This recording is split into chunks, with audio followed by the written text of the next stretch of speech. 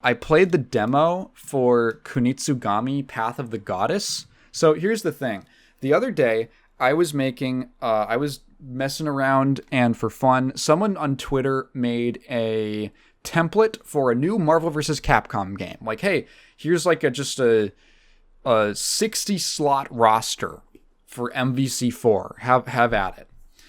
Now 60 slots is obviously a lot, but it was I saw other people making theirs and it got me thinking, and it's just fun to put together a fighting game roster, like a fantasy fighting game roster in your head.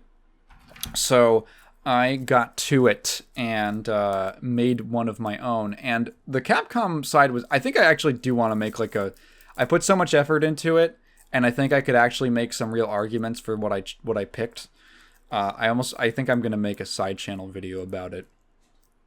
In any event, I was considering, like, okay, I really want to represent many different, like, a really diverse range of, like, reps for Capcom.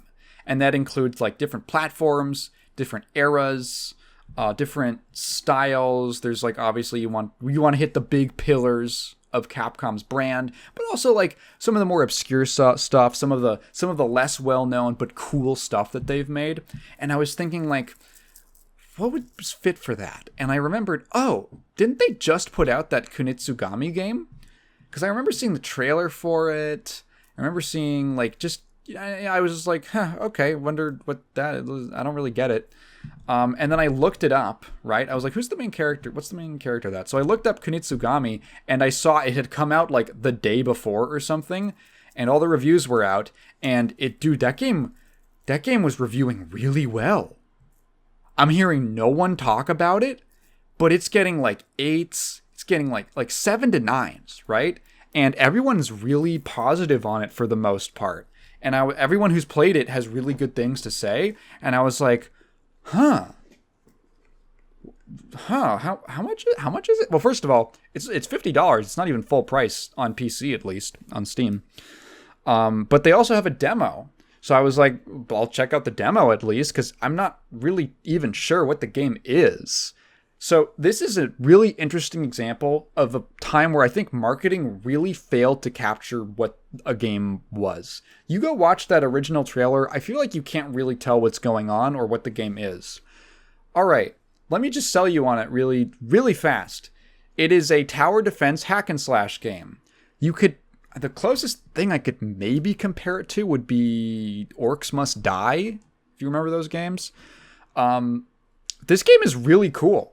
I was really into it. In fact, when the demo ended, I was pretty bummed out because I just wanted to play more of it. The demo gives you 3 levels plus a sort of boss level, essentially. And so here's the basic premise of the game. It's got this sort of fantasy Japan folklore setting and very little plot. Very little plot. It feels like, I totally agree with this. I saw someone saying this on the Reddits. It feels like a really good PS2 game where it's just like this tight, confined premise. It's very no bullshit. It's pretty fleshed out, and it's just sort of fun. And it does like one thing. It does like one concept, and it does it in a very good way. So basically, you play as this warrior named So, and your task is to guide this sort of like shrine maiden princess named Yushiro down a mountain. And every level of the game is just another part down this mountain as you're going down. So you're always kind of heading downwards from the top, because there's like these, I don't know, there's like these weird twisted looking monsters called the Seath. They cope and they seethe, and they come out at night, and you've got to progress her down the mountain and while protecting her. And essentially what that entails is here's what a level is. So you drop in, and it's daytime. So you have a limited amount of time to prepare for the night. The goal of every level is that there is a gate at the end of the level, and you have to get Yushiro to the gate in order to help her purify it. So can purify smaller things that are around the map. So you'll run up to like there'll just be like these twisted corruption. There's this like twisted corruption stuff all around, like evil shit. I don't know, just vague evil shit is just twisting around things. And so you'll run up to like a tree or something, and then you'll hold a button and you'll do a little dance. You'll wave like a little thing around and you'll purify it. Some of the things that you purify are actually trapped villagers. So once you free a villager, you can then assign them a role, and here's where the tower defense part comes in. So every villager, essentially, you can be given a job. They can be like, I'm a close range melee guy. I'm an archer. I'm a guy who makes a barrier, or I do like an AOE slowing move to the enemies. I'm a healer. Those are the 4 that are in the demo, but there's a bunch more that I know are in the full game. I think one of them I saw was like sumo. That's fun. I wonder what that guy does. Like, I want to know. I find this system very fun and interesting. So I see like classes and I'm like, ooh, I wonder what that one does. I wonder how I could use that one. So you can assign them a job, which uses the game has this currency called orbs, which you get from just like purifying stuff. From there's like some breakable things around the map that you can harvest orbs from after you crack them open. And then also from defeating enemies. So you can spend orbs to assign them a job, and then you go into this sort of you press a button to go into this command mode where you basically just order them to stand in a certain spot. They have a little indicator for like, here's their attack range. And essentially the flow of it is essentially you go around, you free villagers, you purify things, and you're on a time limit. And you kind of want to get your ducks in a row. You kind of want to get everything ordered by the time that night falls. And then once night falls, enemies start pouring out of the gate. They start spawning in waves. Here's the real tower defense gameplay. So during that, you can order your units, your villagers around, and go over here, go over here. You can heal them up. You have to be like... The healing was a little weird. This was like a small little gripe. Once I knew how to heal, it wasn't a big problem. But you can only heal them when you... There's like two sort of command screens, like menus that you go into. One is to rearrange, like order them to go to a certain spot. The other one is when you have to walk up to them and be close. You have to be close to them, and then you have to press a button to, like, it says assign, like change role or give role. And from there you can heal them, because you're like giving them a ration to heal up with. So I guess in in-universe way, that makes sense. It was just a little weird for me to wrap my head around. So you position your guys around, and then So himself is able to run around, and you are a hack and slash character. So you have a fairly simple, like basic move set. You've got a regular attack and what is called a dance attack, and essentially you'll do like regular attack, dance attack, and that will do a specific move. You can do like 2 regular attacks into a dance attack, and that'll go into a different sort of sequence move. It's just like doing strings and stuff. If you've played like beat 'em ups or anything with any sort of like branching, like light, heavy attack, something like that, that's essentially the combat system. In the demo, it's very simple. It works just fine. It's fairly satisfying. You have different combos for different types of enemies. Like one you do like a rising slash, like a very Shoryuken DP slash up in the air, and that there's like certain flying enemies that you can hit with that. There's ones that are more AoE focused. There's ones that are more single target, from what I could tell. And then you have a couple special abilities which you can swap out. Those are like equipable. It's like the guard of your sword, and it gives you a new ability. So it's like it's a pretty serviceable combat system. It feels good. It's some hack and slash stuff, and it's sort of like that's the 50-50 of the game. Is half of it is of the combat, I mean. Half of it is managing your units and positioning them in good spots, and the other half is doing the hack and slash stuff. Because you will find out pretty quickly that, hey, so, you know, the first level has like multiple, it has like 2 different routes, and you can station all of your guys to cover one route, but then there's a little like side path that the enemies some of them will just go down, and you've got to keep your eyes on that. And by the time I even got to level 3, it got kind of hectic with like, I have to keep up with a lot of things that are going on. There's like ranged enemies who go up to this cliff, and they don't jump down from it, but they do make these ranged attacks. So I got to like, oh shit, I don't have anyone covering there. So now I have to go up, run up sort of the long way around, and then take them out before they do too much damage to Yushiro. Yushiro is essentially your home base. She is the target of the enemies while you're at night, while it's nighttime. So can be killed, but when you die, your health bar. So your health bar only appears when you get hurt. Yushiro's health bar is always visible during the nighttime segments. And when So that should give you an indication of like what's important. So when So dies, you essentially just get a timeout. You're in spirit form, and you can still move around so that you can still like heal your guys and all that.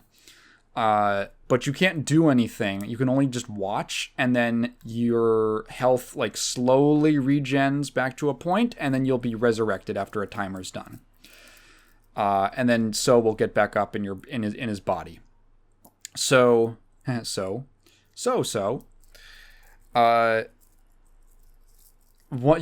is one of the most important parts of the game. If this sounds simple, Yushiro is honestly pretty interesting, like mechanically.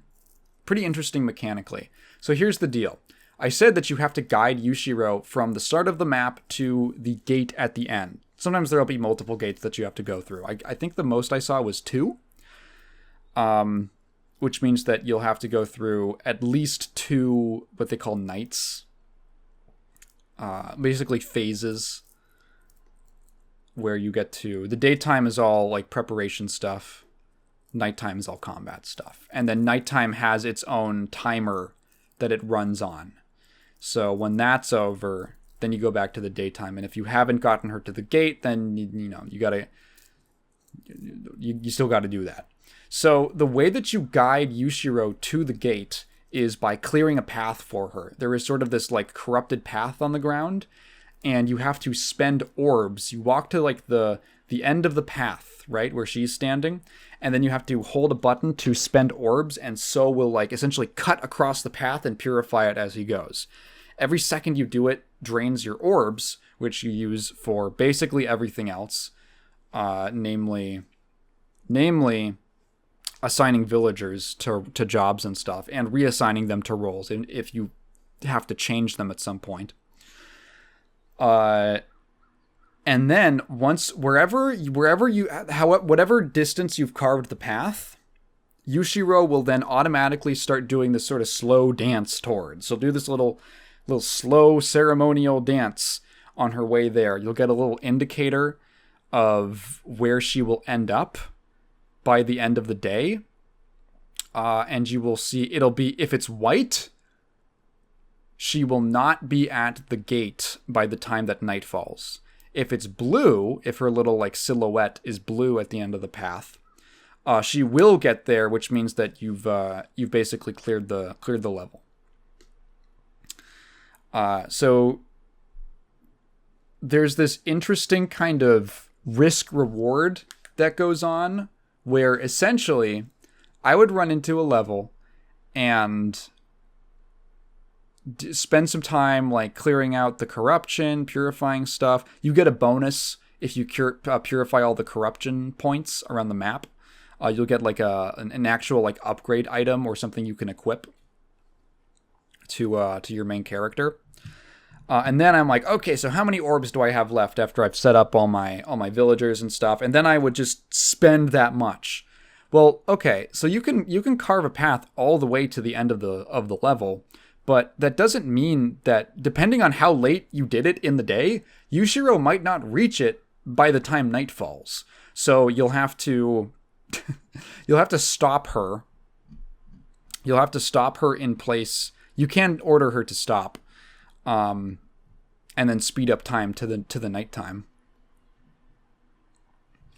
But before I knew that, I ended up in a situation where she was like literally like one step away from being close enough to the gate to go purify it, and I just had enemies spawning into her, and that was a very stressful thing. I had to be very, very aggressive with my villager placement.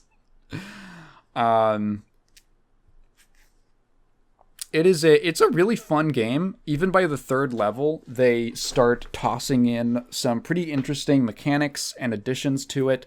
There will be things like certain structures. There will be structures around the map, and it'll be like here's a platform. Here's a raised platform for your archers to stand on top of, and they will be protected if they get to shoot from up there. There is a carpenter that I found, I think by even like the second level, and the carpenter is sort of a villager who, that's always his role. He's always the carpenter, and you don't have to assign it or anything. He's just there. And there will be structures around the map. Some of them are whole, and some of them have to be repaired. So you have to assign him to go work on it, but it takes a time limit. And remember, the day, he's not going to work during the night. So you have to make sure that you do it early enough that it's able to be completed. So there's things like barriers, which will just block enemies out, and they have to actually destroy the barrier and go through its health bar before they can go any further. So there's a lot of time management going on. Unit management and time management in the daytime segments, and then there's also unit management and just like action game stuff in the nighttime segments. There's also like guarding, which I never did because I'm sure if I actually had the full game and the game started getting like really difficult, I was having a little bit of trouble, and I was like, maybe I should start blocking. There's like a block, and there's a dodge mechanic. There's a bunch of like interesting enemy types that are thrown in there. Nothing like, in the grand scheme of game design, super groundbreaking, but it's like, okay, you've got like some basic guys, you've got ranged guys, you've got flying guys that you have to hit a certain way. Archers are like the only other guys who can shoot those dudes down. And then there's sort of like the heavy elite units. And those can range from, here's a really tanky guy, to here's a guy who does a lot of damage but doesn't have a lot of health, to here is basically just a walking bomb that you really want to take out. You really want to take that guy out. And if you actually do take it out, when it'll explode, but it will explode in a way that only stuns enemies. And stuff starts getting pretty chaotic. They start introducing multiple different gates that enemies will spawn out of during the nighttime. So you'll be attacked from like multiple different angles. There are, in addition to just having multiple paths for enemies to travel down, there are also just multiple paths that Yushiro can take. So you'll come to a fork in the road, and you can say, I'll take the left side or the right side, and each one will have its pros and cons. The right side, in the level that I played, it's got like a tower and like one or two other a different structure that will like empower your units. The other side there's like a barrier on it, and there is essentially like this little zone where Yushiro, if she's standing in it, she will actually just passively deal damage to enemies, and not be just like the king in chess and just sort of sit there and take it. So I lost my train of thought. But, so one side might have like more structures that will help you, but it's also got a lot of like alternate paths and stuff like that enemies can flank you from. There are places around the map, around the level, where you'll have to go and like assign someone to go clear them out. So again, another time management thing, because it takes a while for some, like it's either a wall that has to be cleared, or sorry, a path that has to be cleared up of like rubble, or a bridge that has to be rebuilt, or something like that. And that will help you like complete all of the, like, get all the purification things that you need for the level, because certain corruption spots will be locked behind there. It's just, I don't know, it's just like a really engaging game. I think calling it a really good PS2 game is pretty apt, because it does just feel like a game that costs a reasonable amount. It has a nice visual style. It's very dedicated to its aesthetic. It's got a cool UI, and it's got just solid gameplay. It feels like a game that someone really wanted to make, which might sound funny, but like what I mean is that, like, you ever see a game and you're like, yeah, someone was ordered to make this. Maybe players want it, right? But someone was like, all right, we got to make another one. Kunitsu-Gami feels like a game that someone came up with a really cool idea, and then they just got to make it. And they did from what I played, and from what I've heard of the game, from both review outlets as well as just people online, did a really good job executing on it. Oh yeah, there's a very charming part of the game, which is that once you clear out like certain levels, they will become bases, essentially. I'm assuming there's some sort of like general like Act 1, Act 2, Act 3 base that you go through. The one that you get at the start it's really neat. It's essentially like it's the first map that you cleared. And when you go back to the base, you can just wander around, but there'll be like a tent set up. And the villagers that you freed while you were playing that map, that level, now they're just doing stuff. So there'll be, if you had a woodcutter, they'll be actually like cutting tree. They'll be cutting a tree. They'll be collecting wood. There'll be someone polishing up a shrine, like maintaining it. There'll be someone picking weeds and stuff out of the grass. Like this nice little ambient stuff going on.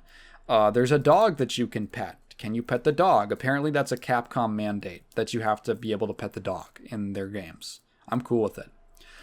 And then you go into the tent to visit Yushiro, and that's kind of where you do like your main upgrading stuff. It's all very like highly themed. Like, okay, you're not just going to open a menu and here's the tech tree. It's like, you're sitting in front of Yushiro, and there are like multiple different things on the table, and then you select that, and then that takes you to this menu or this sort of scene where it's like, okay, you can upgrade your individual, like the jobs. So like a woodcutter, who is your close range fighter guy. There's a whole upgrade path. There's a whole upgrade tree for them. And you can just, like, very simple, just like one branch, like not a bunch of branches or anything, just one path.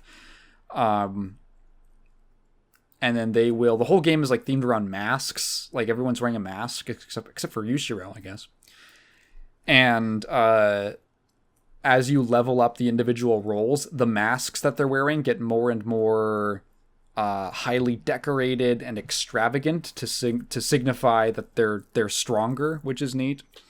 There'll be, like, oh, your special ability, it's not just a thing that you select from a menu. It's like the guard of your sword, like the hand guard that you replace with a different one that for some reason that changes your special move that you can do. That could range from like a big slash to you can put a trap on the ground to, I'm sure, other stuff that I didn't get to see. Stuff like that. There is also a completely unnecessary option in the tent called sweets.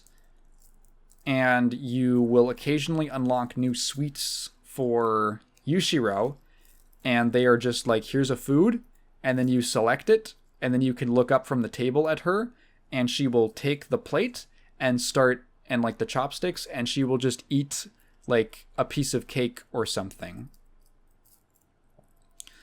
There is no gameplay purpose to it. It's just you're watching a princess eating some sweet treats, and then she finishes it and puts it down. I guess if anything, each one of the sweets has like a description to it, which I think is supposed to give background information about the lore, which is a very funny way to do world building for your game, or anything, honestly. Essentially, because there is very little plot or explanation, or it just kind of throws you into this setting, and it's just like, yeah, I don't know, stuff's going on. And the only world building exists in descriptions of various sweet confections, where they will mention like the history and cultures that this sweet is from. Like, the people of this region eat this during the festival of this, and stuff like that. And it's like a whole paragraph that someone really was like, this is how you're going to learn about our world. Sweet-based world building. Cake-based world building. It's delightful. It's a game I am honestly considering buying. I have wishlisted it. I don't know how much more money I want to spend, because the summer sale just happened, and I feel like I spent too much money this month. Patreon.com/Taigen Moon, by the way. But man, I really want to play this game. I want to play the full thing. It is very cool. I would recommend it. If any of that sounded cool, go and check it out. I saw someone saying, and I totally see where they're coming from, that this is like this generation's Okami. This is the new Okami of this sort of niche game that's really cool and stylized, and also specifically has like a classical Japanese aesthetic to it. Fantasy, classical Japanese historical fantasy kind of thing. And probably will not get as much recognition as it deserves. And then in 5 years, people will be going, dude, that Kunitsu-Gami game was really cool. What the fuck? Yeah, I recommend it. Just based off the demo. It was really cool.